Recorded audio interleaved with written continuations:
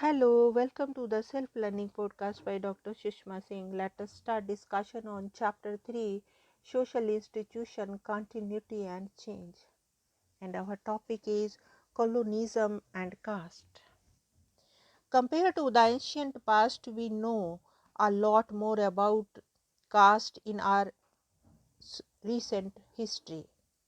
If modern history is taken to begin with the 19th century, then Indian independence in 1947 offers a natural dividing line between the colonial period, roughly 150 years from around 1800 to 1947, and the post-independence or post-colonial period, the 6 decades from 1947 to 2000. The present form of caste as a social institution has been shaped very strongly by both the colonial period as well as the rapid changes that have come about in independent India. Scholars have agreed that all major social institutions, and especially the institution of caste, underwent major changes during the colonial period. In fact, some scholars argue that what we know today as caste is more a product of colonialism than of ancient Indian tradition. Not all of the changes brought about were intended or deliberate. Initially, the British administrators began by trying to understand the complexities of caste in an effort to learn how to govern the country efficiently. Some of these efforts took the shape of very methodological and intensive surveys and reports on the customs and manners of various tribes and castes all over the country. Many British administrative officials were also amateur ethnologists and took great interest in pursuing such surveys and studies. But by far the most important official effort to collect information on caste was through the census, first begun in the 1860s.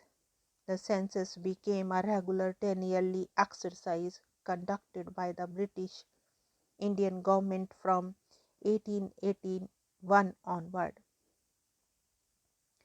The 1901 census, under the direction of Herbert Risley, was particularly important as it sought to collect information on the social hierarchy of caste, that is, the social order of precedence in particular region, as to the position of each caste in the rank order.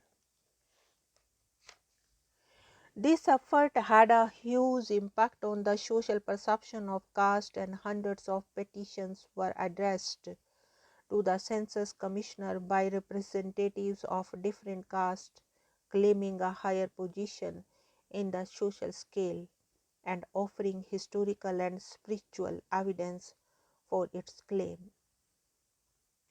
Overall, scholars feel that this kind of direct attempt to count caste and to officially record caste status changed the institution itself.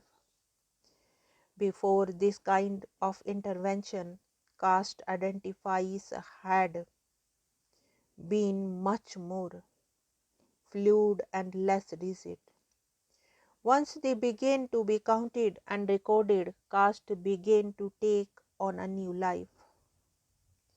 Other interventions by the colonial state also had an impact on the institution.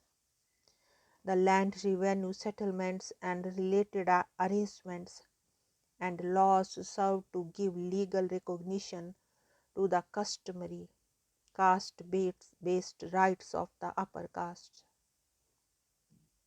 These castes now became landowners in the modern sense rather than feudal classes with claims on the produce of the land, or claims to be revenue or tribute of various kinds.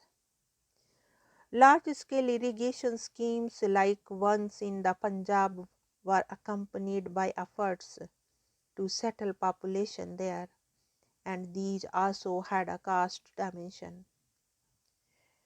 At the other end of the scale, towards the end of the colonial period, the administration also took an interest in the welfare of downtrodden castes, referred to as the depressed classes at that time. It was as part of these efforts that the Government of India Act of 1935 was passed, which gave legal recognition to the list of schedules of castes and tribes marked out for special treatment by the state. This is how the terms scheduled tribe and scheduled caste came into being. Caste at the bottom of the hierarchy that suffered severe discrimination, including all the so-called untouchable castes, were included among the scheduled caste. Thus, colonialism brought about major changes in the institution of caste. Perhaps it would be more accurate to say that the institution of caste underwent fundamental changes during the colonial period. Not just India, but the whole world was undergoing rapid change during this period due to the spread of capitalism and modernity. Now, let us wind up the session, and thank you very much for engaging yourself with the Self Learning Podcast.